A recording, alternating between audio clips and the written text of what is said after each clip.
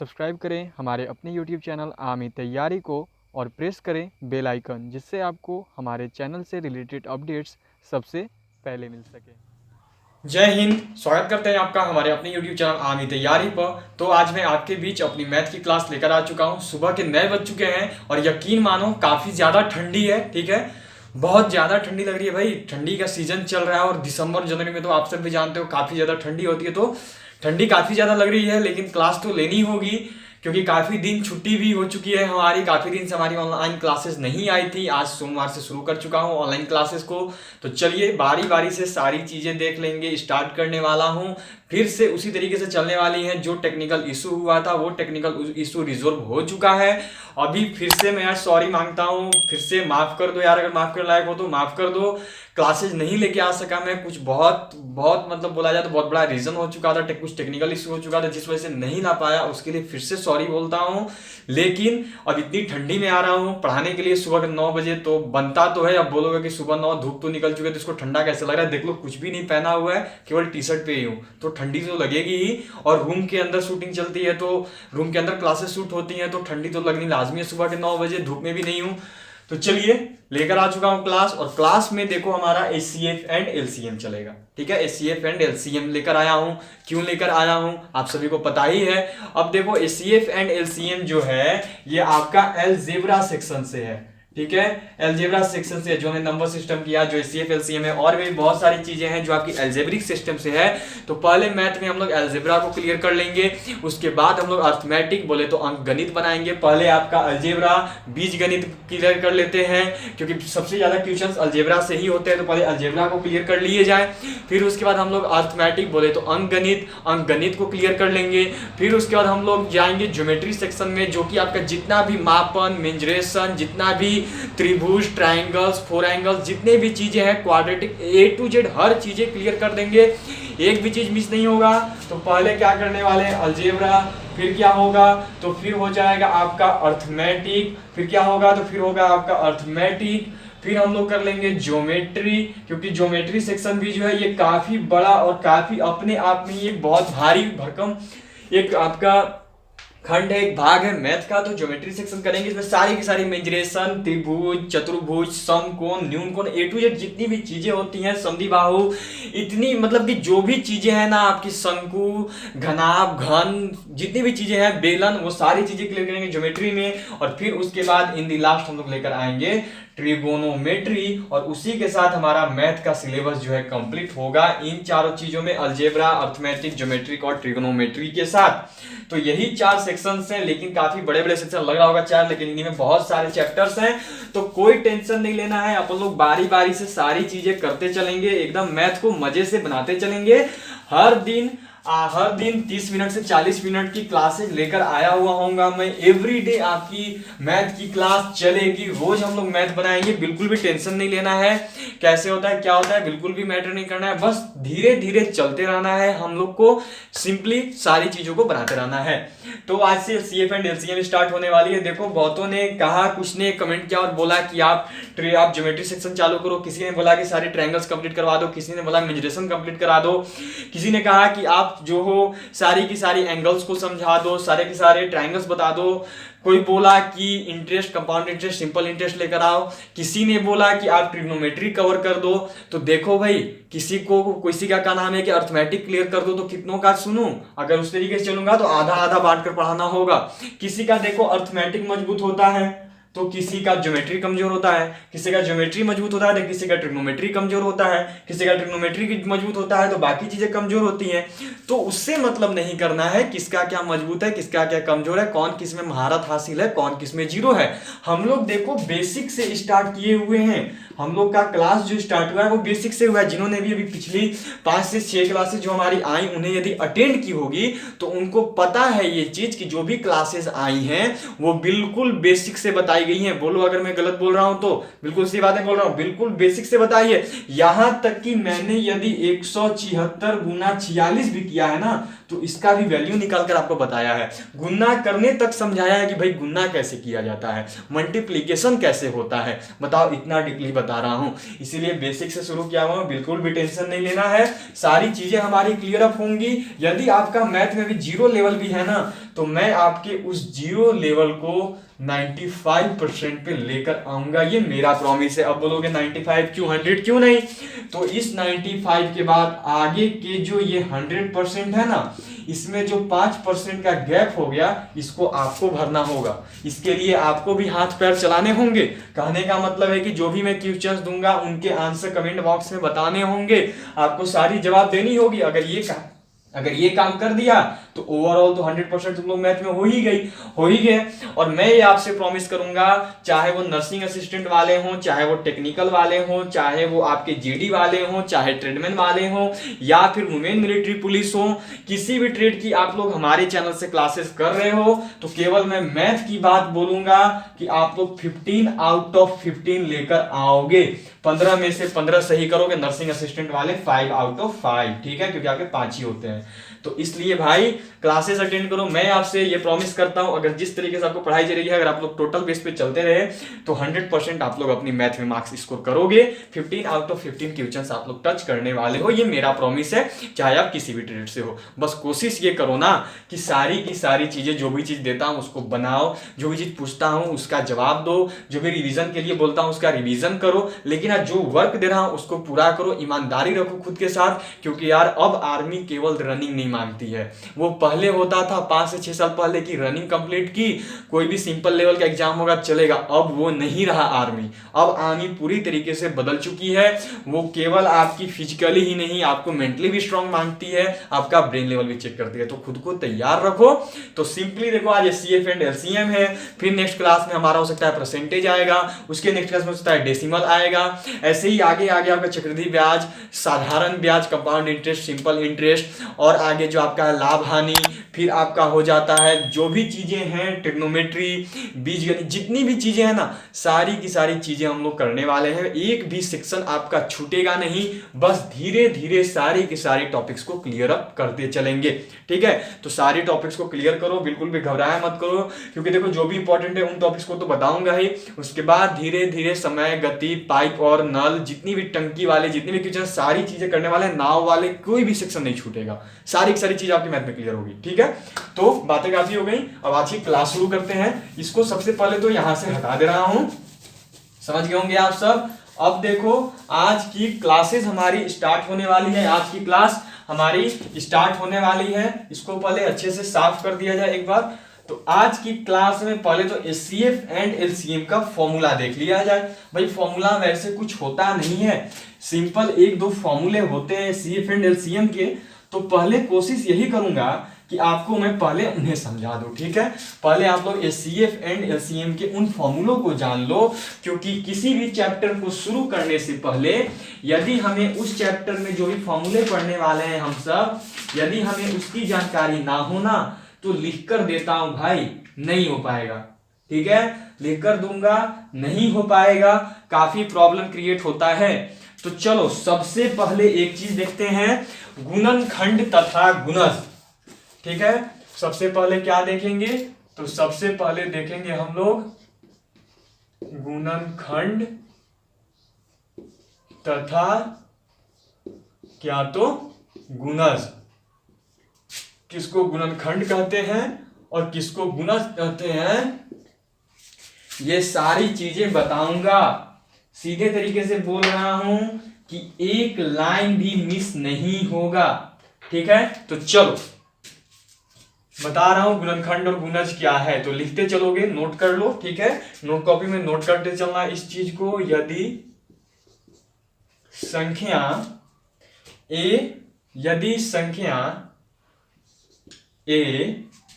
संख्या बी को पूर्णतः विभक्त कर दे, यदि संख्या बी को पूर्णतया विभक्त, यदि संख्या बी को पूर्णतया विभक्त कर दे तो ए को बी का गुणनखंड कहते हैं। ए को बी का, यदि संख्या ए संख्या बी को पूर्णतः विभक्त कर दे तो ए को बी का गुणनखंड कहते हैं तथा बी को ए का गुणज कहते हैं। ठीक है, क्या लिखा गया है कि यदि संख्या ए संख्या बी को पूर्णतः विभक्त कर दे, ध्यान से देखना है तो बोलोगे कि ए बी कर दिया है केवल, तो वैसा नहीं किया है। ठीक है, यदि संख्या ए संख्या बी को पूर्णतः विभक्त कर दे, ठीक है, कौन विभक्त कर रहा है? ए विभक्त कर रहा है। किसको विभक्त कर रहा है? तो बी को विभक्त कर रहा है। यदि संख्या ए संख्या बी को पूर्णतः विभक्त कर दे तो संख्या ए को संख्या बी का गुणनखंड कहते हैं तथा बी को ए का गुणज कहते हैं। जैसे, ठीक है, समझ लीजिए, पहले इसको ध्यान से देख लो कि यदि संख्या ए संख्या बी को पूर्णतः विभक्त कर दे तो ए को बी का गुणनखंड कहते हैं तथा बी को ए का गुणज कहते हैं। ठीक है, अब क्या करो कि जैसे में लिखते हैं हम लोग, क्या लिखेंगे कि 6, ठीक है, 6 जो है 6 संख्या 24 का गुणनखंड है। ठीक है, क्या लिखा है मैंने? तो मैंने लिखा है कि जैसे 6 जो है संख्या 24 का गुणनखंड है, तो यहां पे ए कौन हो गया? ठीक है, 6 संख्या 24 का गुणनखंड है तो ए को बी का गुणनखंड कहते हैं। तो संख्या 24 का गुणनखंड मतलब कि संख्या 24 यहां पे क्या हो गया? तो समझ रहे होगे, बी हो गया। कैसे? कि ए, ठीक है, 6 की जगह रखो ए, 6 संख्या 24 का गुणनखंड है, ए को बी का गुणनखंड कहते हैं। ठीक है, ध्यान से देखो क्या लिखा है, समझ जाओ उस चीज पे कि 6 जो है संख्या 24 का गुणनखंड है, ए को बी का गुणनखंड कहते हैं। तो 6 जो है संख्या 24 का गुणनखंड है, जिस तरह से ए बी का गुणनखंड है तो इसी तरह 24 क्या हो गया? बी, और 6 क्या हो गया? तो आपका हो गया ए। तो उसी प्रकार अतः क्या हो गया? तो यहां देख रहे हो, अतः b का गुणनखंड है तथा b को a का गुणज कहते हैं। तो अतः 24, ठीक है, अतः 24 जो है क्या है? संख्या 6 का गुणज है। 24 जो है संख्या 6 का गुणज है। समझ गए होंगे आप सब बात को? देख रहे हो ध्यान से कि 6 जो है संख्या 24 का गुणनखंड है। ठीक है, यदि संख्या 6, देखो क्या था, a को b का गुणनखंड कहते हैं। ठीक है, a को b का गुणनखंड कहते हैं। तो यहाँ पे क्या है? संख्या 6 जो है संख्या 24 का गुणनखंड है, तो इसका मतलब b कौन हो गया? 24, और a क्या हो गया? 6। अतः, ठीक है, तो तथा b को a का गुणज कहते हैं। तो यहाँ b क्या था? 24, तो इसका मतलब जो 24 है वो a का गुणज है, तो संख्या 6 का वो गुणज है। समझ गए होंगे आप सब बात को कि क्या होता है। तो इस तरीके से हमारा यहाँ पे हो गया। अब इसमें जो है आपका गुणज हो गया। अब इसमें देखो कि 24, ठीक है, 24 के कितने गुणनखंड होंगे? ठीक है, तो 24, ठीक है, 24 के गुणनखंड बताओ। तो अब यहाँ पे आप लोग देख लो, दूसरा नंबर में ये हो गया कि 24 के गुणनखंड। ठीक है, 24 के गुणनखंड। 24 के गुणनखंड बताने का मतलब क्या है? तो 24 के गुणनखंड बताने का मतलब है कि 24 कितना से गुना होगा वो नहीं, 24 कितने कितने से कटेगा। 24 देखो क्या है यहाँ, 24 का गुणनखंड है, 6 संख्या 24 का गुणनखंड है। तो 24 का गुणनखंड मतलब क्या? देखो संख्या ए संख्या बी को पूर्णतः विभक्त करती है, कर दे तो, ठीक है, इसका मतलब 6 जो है 24 का गुणनखंड कब होगा? जब संख्या a मतलब कि 6 संख्या b मतलब कि 24 को पूर्णतः विभक्त कर दे तो संख्या a जो है संख्या b का गुणनखंड होता है। ठीक है, तो इसका मतलब कि 24 का गुणनखंड कौन कौन सा हो जाएगा बताओ? यहाँ पे 6 क्या है? गुणनखंड है, तो 24 का कौन कौन सा गुणनखंड होगा? तो 24 के गुणनखंड बताने के लिए क्या करेंगे? चेक करेंगे कि 24 को कौन कौन सी संख्या काटती है। कौन संख्या काटेगी? तो सबसे पहले देखो 24 कुछ से नहीं तो 1 से तो कटेगा ही, फिर उसके बाद 2 से कटेगा, फिर उसके बाद 3 से कटेगा, 3 के बाद कितने से कटेगा, 4 से कटेगा, 4 से 24 होता है। फिर उसके बाद आपका 5 से नहीं 6 से कटेगा, फिर किससे कटेगा, तो 8 से कटेगा, 8 3 के 24। फिर किससे कटेगा, तो आपका 12 से कटेगा, और फिर किससे कटेगा, तो लास्ट में आपका 24 से कटेगा। तो देख लो 24 के गुणनखंड कौन कौन से हो गए, तो ये सभी 24 के गुणनखंड है। 24 के गुणनखंड ये सभी हैं, और इन सभी का गुणज कौन है, तो इन सभी का गुणज जो है वो 24 है। समझ रहे हो, जिससे कटता है वो उसका जो संख्या जिससे कटती है वो उसके गुणनखंड होगा, ठीक है, और जो काटती है वो उसका गुणज है। 24 देखो इन सभी से कट रही है, तो इसका मतलब ये सभी क्या है, तो इसके गुणनखंड है, 24 के गुणनखंड है। अब इन सभी ये सभी जो है 24 को काटती हैं, इसका मतलब इन सभी का 24 क्या है, तो 24 गुणज है। समझ गए बात को, कि जो संख्याओं को काटती हैं वो उस संख्या के गुणनखंड है, ठीक है, जो भी उस संख्या को काटती है, विभक्त करती है, वो उस संख्या के गुणनखंड है। यहाँ पे 24 है, तो इसका मतलब ये सभी जो है इस 24 के गुणनखंड है। और जिसको ये सभी काटती हैं वो इन सभी के गुणज है। 24 को काट रहे हैं, इसका मतलब इन सभी के गुणज क्या है, तो इन सभी के गुणज 24 है। यही इसमें बताया गया था। चलो अब जो है हम लोग फॉर्मूला देख लेंगे, गुणनखंड और गुणज का देख लिए, क्या है गुणनखंड, क्या है गुणज, ये देख लिए। अब मौसा के फॉर्मूले देख लेते हैं। मौसा का फॉर्मूला क्या होता है उसको देख लो पहले। चलो तो इसको यहां से पहले नोट कर लो, उसके बाद में इसे इरेज कर दूंगा।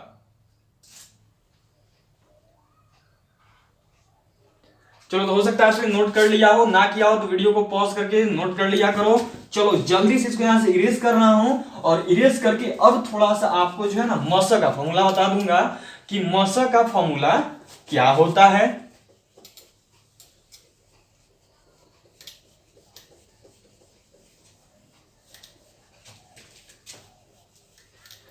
चलिए तो मौसा के जो फॉर्मूले हैं अब हम लोग उन्हें जानने वाले हैं कि मौसा का फॉर्मूला क्या होगा, फिर लौसा का फॉर्मूला जानेंगे, फिर अंश तथा अंश हर के नॉमिनेटर और डिनोमिनेटर के मौसा और लौसा निकालने सीखेंगे, किस तरीके से निकाली जाती है। सारी चीजें आज समझाने वाला हूं। पहले इसमें ये देखो हमारा बेसिक है, तो बेसिक में हम लोग पहले समझ लेंगे इनके फॉर्मूले को, उसके बाद नेक्स्ट क्लास से हम लोग इसके क्वेश्चन सॉल्व करते चलेंगे। तो फॉर्मूले देखते हैं। अब किसके फॉर्मूले देख रहे हैं, तो अभी जो हम लोग फॉर्मूले देख रहे हैं वो है आपका HCF, हिंदी में क्या बोला जाता है, तो मौसा मतलब कि महत्तम समापवर्तक, ये इन्हें हिंदी में बोला जाता है, ठीक है। चलो मौसा के फॉर्मूले देख लेंगे। मौसा के फॉर्मूले क्या होंगे, तो मौसा के फॉर्मूले होते हैं कि 2 या 2 से अधिक, ठीक है, 2 या 2 से अधिक संख्याओं का, 2 या 2 से अधिक संख्याओं का मौसा, 2 या 2 से अधिक संख्याओं का मौसा वह बड़ी संख्या है, वह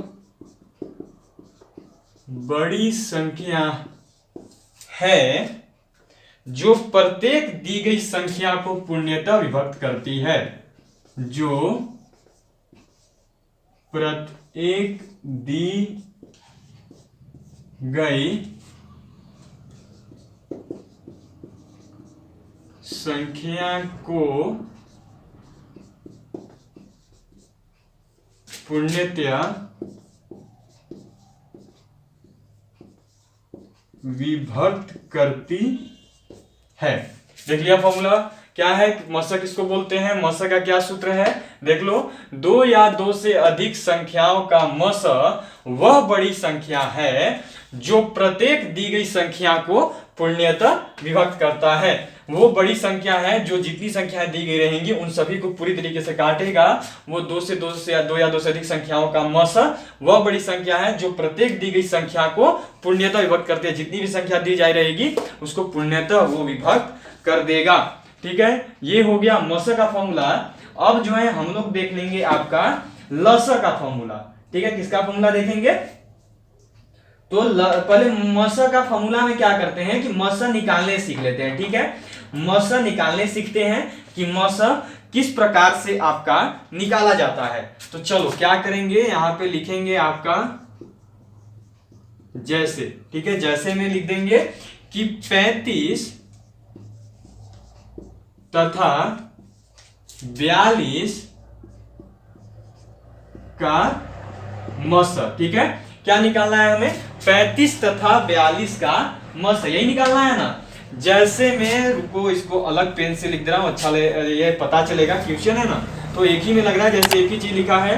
तो 35 तथा 42 का मस, ठीक है, यही निकालने को बोल रहा हूं। क्या निकालने को बोल रहा हूं, 35 तथा 42 का मस। क्या दिया है सूत्र, पहले उसको पढ़ो। पढ़ना यह है कि दो या दो से अधिक संख्याओं का मस वह बड़ी संख्या है जो प्रत्येक दी गई संख्या को पूर्णतः विभक्त करती है। चलो तो दो संख्या हमें दे दी गई है, 35 तथा 42 का मस निकालना है। तो इसको निकालेंगे किस तरीका से कि पहले 35 का गुणनखंड करेंगे। तो 35 का गुणनखंड करोगे तो 35 सबसे पहले 5 से कटेगा, कितना से, 5 से क्या बार में, 7 बार में, 5 गुना 7।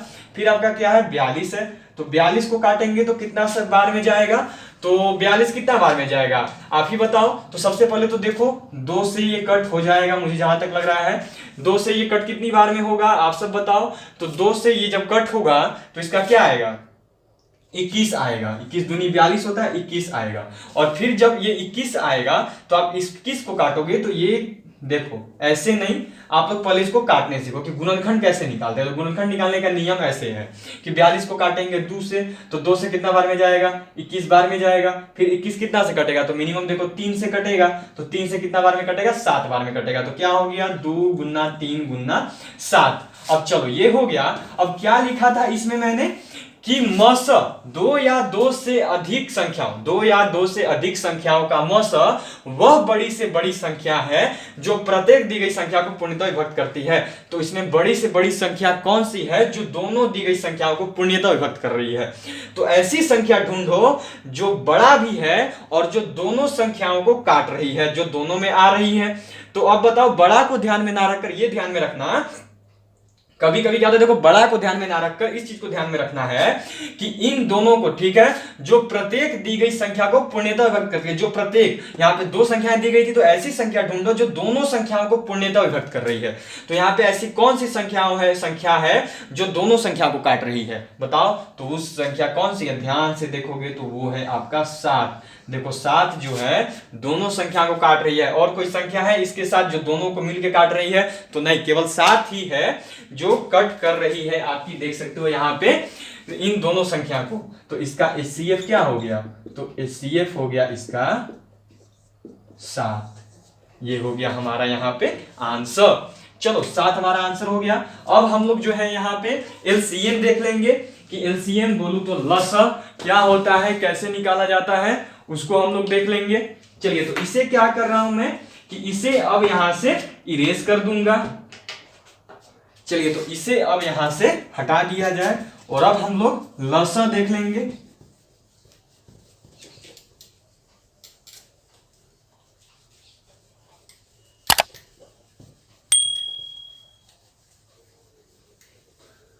सीख लिया मसा कैसे निकाला जाता है, बचपन में तो पढ़ा ही है, पर यहाँ पे थोड़ा हाई लेवल का पढ़ना है, इसलिए बचपन से स्टार्ट किया है। बचपन में जैसे पढ़ते थे वैसे ही स्टार्ट किया है, पर पढ़ना यहाँ थोड़ा हाई लेवल का है। ऐसे क्वेश्चंस आपके नहीं होंगे, थोड़े से हाई लेवल के क्वेश्चंस होंगे। पर आज फर्स्ट डे है और आज फॉर्मूला बेस पे चल रहे हैं, आज हमें समझना है, तो कुछ ऐसे ही मिलेंगे हमें देखने को। चलो, तो क्या है आज, अभी क्या हमें LCM और उसको क्या बोलते हैं, तो उसको बोलते हैं लसा। चलिए, LCM बोलो तो लसा। तो LCM का फॉर्मूला क्या है, तो LCM का फॉर्मूला है आपका कि वह छोटी से छोटी संख्या, उस समय क्या था, वह बड़ी से बड़ी संख्या। तो इसमें क्या है कि आपका वह छोटी से छोटी संख्या जो प्रत्येक दी गई संख्या, जो प्रत्येक दी गई संख्या द्वारा पूर्णतः विभक्त हो जाए,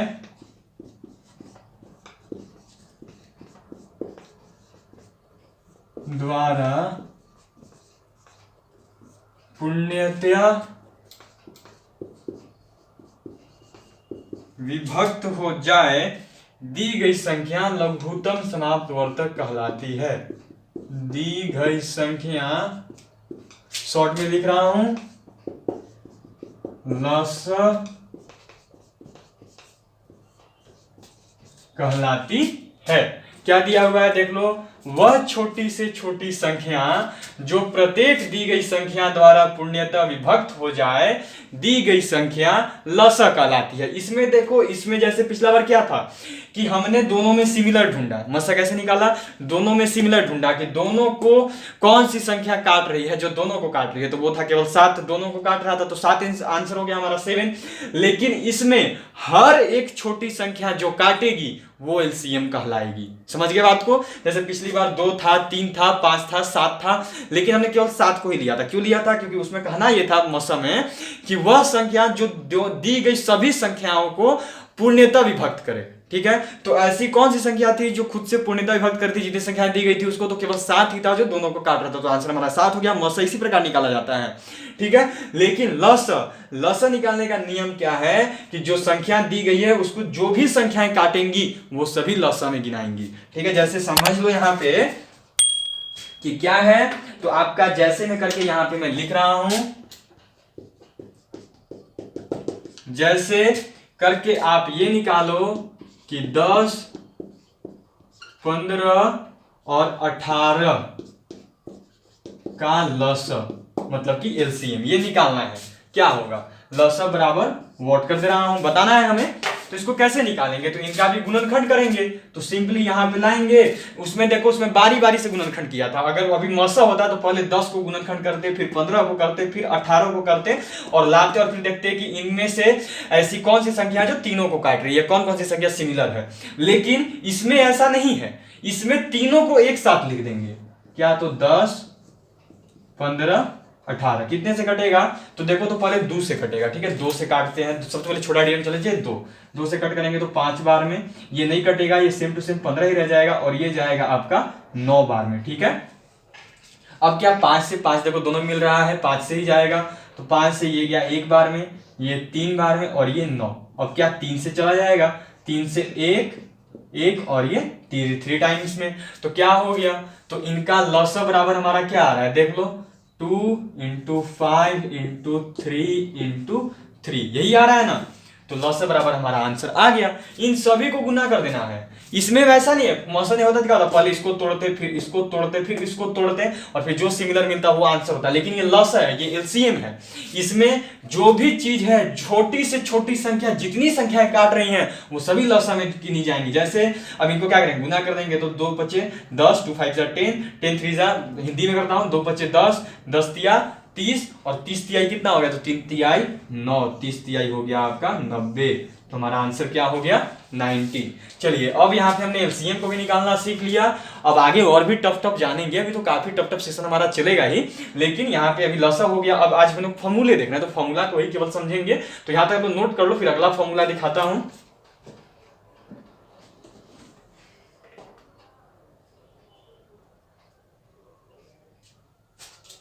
चलिए, तो अब इसे इरेज कर दिया जाए। आप सबने नोट कर ही लिया होगा। तो अब इसे मैं क्या करता हूं कि इसे मैं यहां से इरेज कर रहा हूं, यहां से हटा दे रहा हूं।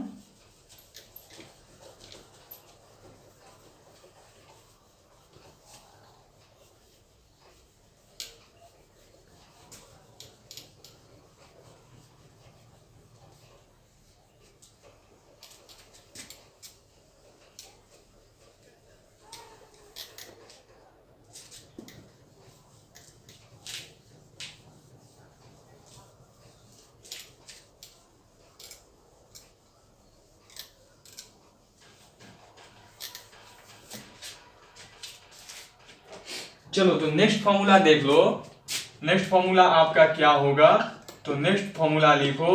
ये काफी इंपॉर्टेंट है और ज्यादातर आपको इसी फॉर्मूले से क्वेश्चन इंडियन आर्मी के रिटेन टेस्ट में दिया जाएगा।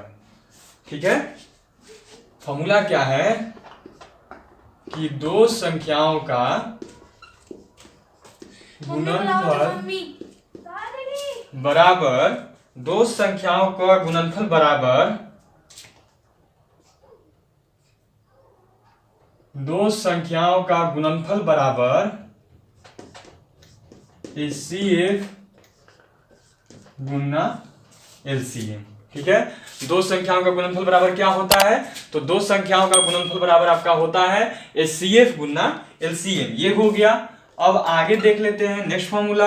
तो नेक्स्ट फॉर्मूला में क्या है कि भिन्नों का मौसा, भिन्न दिए जाएंगे आपको और उनका मौसा निकालना होगा।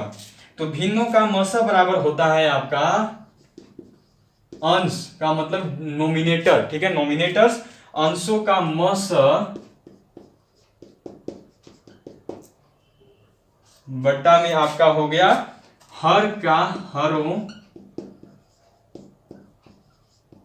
का लसा। ठीक है, ये हो गया हमारा। अब आगे है आपका भिन्नों का लसा। ठीक है, तो भिन्नों का लसा बराबर जस्ट उल्टा हो जाएगा, अंशों का लसा और हरों का मौसा। लसा मौसा समझ रहे हो ना? लसा का मतलब होता है LCM और मौसा का मतलब होता है HCF। ठीक है, तो अंशों का लसा बट्टा हरों का मौसा, ये फॉर्मूला हो गया हमारा।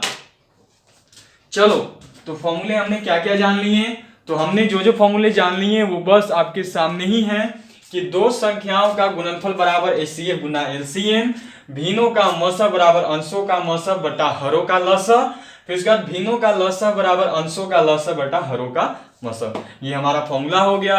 अब आप लोग क्या करो कि आज इन्हें नोट करो, पूरी तरीके से इन्हें याद कर लो, क्योंकि कल मंगलवार को जो हमारी क्लास आएगी, कल उसमें हम सब इसी पे नेक्स्ट क्वेश्चन सोल्व करेंगे। तो आज के लिए इतना ही। आज हमने सारी की सारी चीजें जान ली हैं, फॉर्मूला जान लिया क्या होता है, पूरा का पूरा अंशों का जो भी चीजें हैं सारी की सारी चीजें समझ ली हमने। जो भी चीज आपका HCF एंड LCM में जो भी इनका चीज समझने का है, जो भी इनका इंट्रोडक्शन है, इंट्रोडक्शन एंड फॉर्मूलाज हमने जान लिए हैं आपका HCF एंड LCM का। तो आज के लिए इतना ही। कल फिर मिलेंगे आपसे कि अपने नेक्स्ट क्लास में, जो हमारी नेक्स्ट क्लास कल आएगी, जिसमें हम सब इसी HCF एंड LCM पे नेक्स्ट इंपॉर्टेंट क्वेश्चंस करेंगे जो कि आपके इंडियन आर्मी के रिटन टेस्ट में पूछे जाते हैं। तो आज के लिए इतना ही। कल फिर मिलेंगे आपसे, तब तक के लिए जय हिंद, जय भारत।